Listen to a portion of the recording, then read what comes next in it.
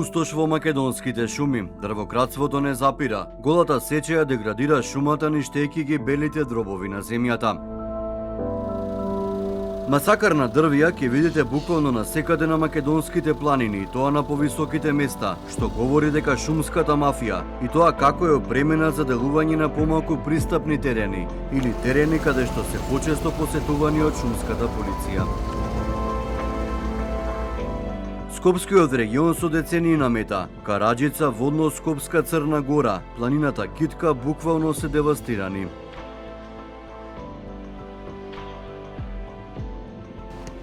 Телевизија 24 во обиколка на теренот, но со акцент на Китка. Бидејќи по високите места се небезбедни поради постојано ординирање на дивите сечачи, бевме придружувани од екипа на шумската полиција и од предпријатието Национални шуми. По 4 часа возење пред вас се распостила ужасна гледка. Се краде од подножјето се до највисоките точки и снегот не е пречка за шумската мафија. Се прави импровизирана инфраструктура за полесен транспорт на дрвјата. Насекаде на диво се отвараат пристапни патишта. Дрвокраците, за да пристапат до посакуваната дестинација, дури пробиваат пристапни патови. Токму еден од тие патишта е овој земјен пат во планината Китка, каде што дош овој земјен пат може да видите од самите снимки се прави масакар на дрвјата. Се работи за добро организирана мафија. Дел од нив велат од македонски шуми. Црниот бизнис со дрога веќе го замениле во бизнис со дрвја, од кој заработуваат милионски суми. Само за пример, на дневна основа се носат и над 100 кубици дрвја само од планината Китка.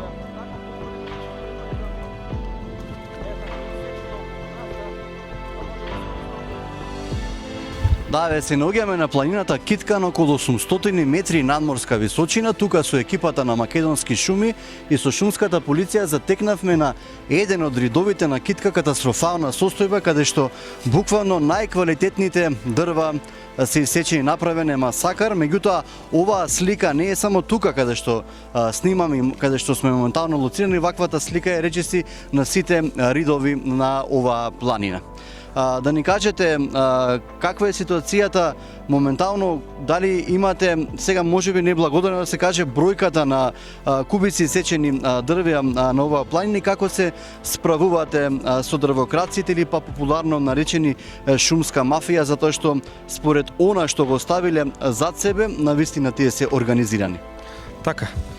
Најнапред она што го споменавте на самиот почеток, да, се наоѓаме на планината Китка на надморска височина над 800 метри и како што гледаме од увидот на самото лице место, крадците го однеле најубавото. Значи, штом тие дошле да крадат, сигурно нема да го земат она кое што е неквалитетно, го бират она што е неубаво и го однеле. Значи, оваа слика која што овде ја гледате, се стварала со децении и со години наназад. Поготово последниве неколку години било најизразено дрвократството. Тоа може да го видите на самото лице место. Меѓутоа, како што гледате, добар дел од дрвократците се уште се обидуваат да ја продолжат таа приказна. И покрај тоа што преактивно се вклучивме во борбата со таа шумска мафија. Неблагодарно е да лицитирам со бројки во моментов, затоа што имаме премногу оддели кои што се на удар на дрвократците. Можам да кажам само дека ова го има на многу места. Значи го затекнавме на многу локации.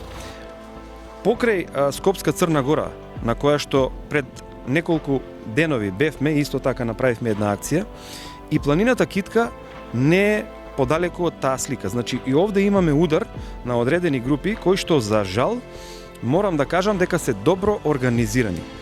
Што мислам со тоа? Кога тие дрвократци би останале сами, тогаш многу полесно ние како институција ќе се справиме со нив.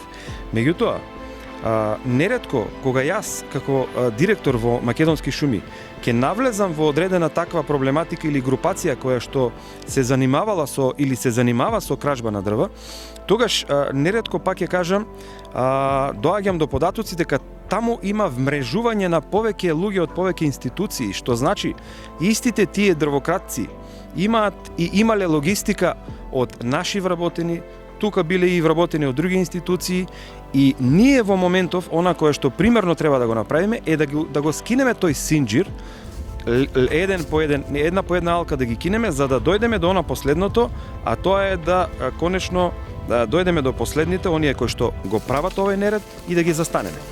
Зошто велам организирани? Нередко доаѓаме, правиме акции. Изненадувачки некој ги известува, изненадувачки зна дека некој од нас движи тамо. Изминатиот период предпријатието работело на начин што приватниве тендераши ги направи газди. Нашето предпријатие беше буквално подизведувач дома. Сега, биле пуштени да работат буквално што сакаат. Значи да ги работат одделите кои што сакаат, да прават патишта каде сакаат. Пријави за дрвократците се поднесуваат, но голем дел од нив остануваат во судските лавиринти. По патот наваму, нели, затекнавме неколку лица кои што навидум беа незаинтересирани, меѓутоа сепак сакаат да видат кои сме, што сме и каде одиме. Едно од тие лица ни е добро познато и мене и на нашите колеги и на шумската полиција и шумарите. Значи за едно од тие лица ние имаме поднесено преку 30 пријави за дрвокрадење. Сега, јас многу пати го поставам прашање до судско и обвинителствите инстанци, како да најдеме начин ние таквите лица кои што ен пати го повторуваат делото, да ги решиме, тоест да ги тргнеме од она кое што секојдневно го работат. Тука веќе и нашите колеги губат волја за работа, затоа што еве го фатил еднаш, го фатил 5 пати, го фатил 10 пати, го фатил 30 пати. Колку пати треба да го фати за да конечно државата најде механизам да тоа лице го затвори? Значи штетата која што тоа лице ја направило е навистина огромна. Еве ги тие луѓе со нерегистрирани возила, со возила без табли, и сега замислете колку се тие слободни во шумата. Така, ние како институција ниту можеме еве без МВР да ги сопреме, да ги легитимираме, ниту можеме да докажеме дека тој е некаква претходница на некој кратци или дека тој има намера да оди. Знаете нели законите какви се? Мора конкретно да го фатиме во извршување на делото, за да имаме конкретни цврсти материјални докази и да ја докажеме вината.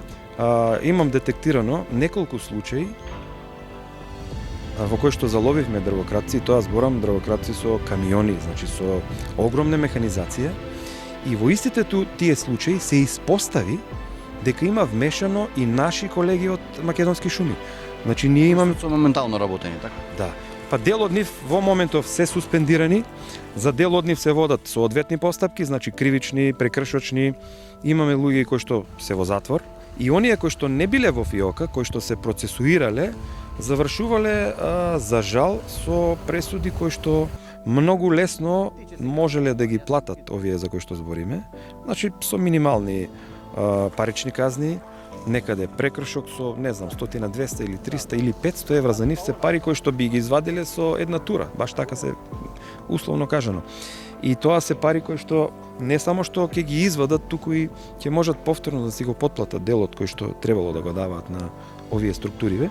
Така да мислам дека доколку ние како чинители и самата држава сака да го реши овој проблем, ќе мора сите овие институции, целиот овој систем, почнувајќи од нас, како први, кој што ќе мора да го детектираме крадецот.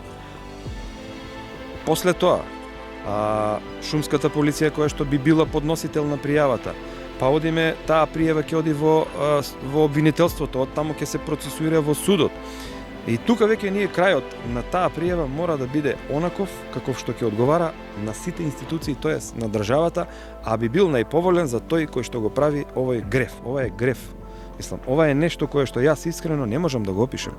Значи, еве погледнете, се сече шума која што не е созреана за сеча. Значи, се пустоши. Ајде што се сече, Значи хаосот кој што го остават овде видливо е хаос кој што утре ден, ако не дај Боже, овде се појави пожар, значи ова не може никој освен Господ да го спречи да се шири, затоа што овде имаме гранки, имаме дрвја расфрлани, не може да пројдеш. И сега замислете ако овде се појави пожар, тогаш како ние како институција да го спречиме ширењето на овој пожар? Мислам несватливо е. На 40% од македонската територија е под шуми, бројка на која не може да изаведи Швајцарија. Но голем дел од шумската површина се деградира. Последните анализи говорат дека во Македонија на годишно ниво се трошат 2 милиони кубни метар дрво, без малку половина од нив е нелегално исечено.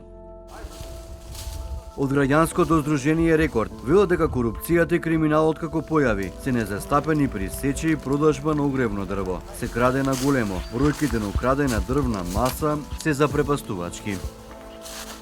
Скопје до Белград да наредиме дрво со височина од 1 метар огревно, до Белград ќе стаса толку се проценува нелегалната сеча во Македонија. Овие 2 милиона имало нелегални сечи. Секогаш, дури и пред 90-тите, кога тврдевме дека работите се сосема во ред, не е евидентирано. Тоа населението, знаете, на културата на луѓето е таква. Тоа што ми е близко до село е селско, не е на државата и можам кога сакам да појдам, да наберам.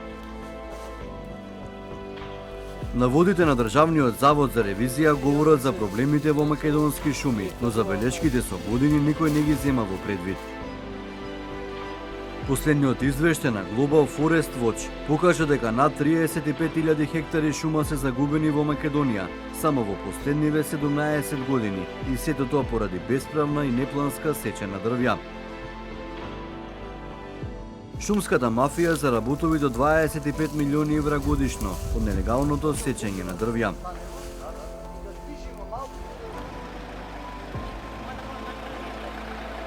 Ова се снимките од последните поплави во Тетовско и Скопско. Деградираната шума на Шара и Скопска Црна Гора предизвикаа големи свлечишта. Последиците беа големи, многу загинати и голема материјална штета. Експертите апелираат за што поскоро пошумување во деловите каде има големи оштетувања. Голем дел од пошумената територија која штитела од ерозија е веќе соголема. Например, Стајковци беше, па сите дискутираа шумите, па не знам што, беше активно, го заборавивме. Сега Јабланица е во Босна и Херцеговина, кој е потенцијалот на катастрофа, кој што е предизвикан од ерозијата. Колку имаме ние ерозија, ние сме една од најподложните земји за ерозија во, да кажеме, Европа. Затоа што имаме стрмни планини со големи наклони и такво е земјиштето, е подложно на ерозија. И треба особено внимание да имаме на она што ни е шума и каде е функцијата за заштита на земјиште од ерозија, многу важна. Не за џабе биле тие шуми во Пекчево и Берово садени за заштита од ерозија, па сега ги нема. Дрвократството ги ништи и националните паркови. Во селски Татари на Шара, над 50% од шумата веќе ја нема. Деградацијата на површините е намалови обновата на дрвјата. Од Националниот парк Шар планина велат дека последниве години се бележи намалување на пустошот на шумите, но борбата за враќање на шумскиот фонд ќе биде голема. На одредени места заради несоодветни пракси, а и заради неконтролирани нелегални сечи, буковите шуми се нарушени. Ирината состојба не е така добра и не гарантираат некој посебен степен на заштита на земјиштето, бидејќи имаме силна деградација на одредени места, од високостебени претворени се во ниски шуми, дури во шикари и шибјаци, така што нашите планови за воиднина се да се насочиме кон мелиорација на овие површини, па тоа значи унапредување на нивната состојба и секогаш шумарството тежне е да таквите деградирани неквалитетни шуми со индиректни методи да ги преведе во високостебени и квалитетни шуми. Деградирани форми на шума, каде што не можеме да очекуваме квалитет во прирастот и некои посебни пејсажни естетски вредности, заради тоа со индиректни методи, со неинвазивни, со меки мерки, ние имаме начини како тоа да го преведеме повторно во високостебени шуми. За таа цел секако ни е потребно да се изготват тие планови, да бидат одобрени, да бидат спроведени од наша страна. Меѓутоа, многу е битно соработката со локално население, подигање на нивната свест, да сватат дека таа шума не е тука само за да се добие дрвна маса, туку дори дрвната маса е еден нус производ во шумарство. Нас секогаш ни е приоритет подобрување на состојбата на шумите, таа шумска естетика, нудење на тие рекреативни можности што шумата ги нуди, а секако во крајна линија заштита на водите, на чистиот воздух, задржување на тие вредности кои што шумата ги нуди во смисла на тие општо корисни вредности. Шара, Бистра, Галичица, Скопска, Црна Гора се пустошат. На дрвокраците во последниве години навалиле и на Китка, каде телевизија 24 евидентираше вистински шумски масакар.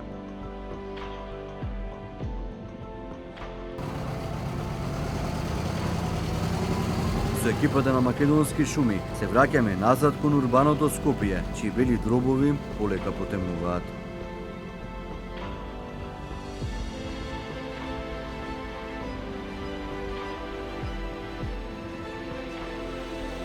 Но надеж даваат барем најавите на Македонски шуми. Ветуваат по големи контроли и казни, но и обнова на шумата, која како национално богатство со децении на удар на шумската мафија.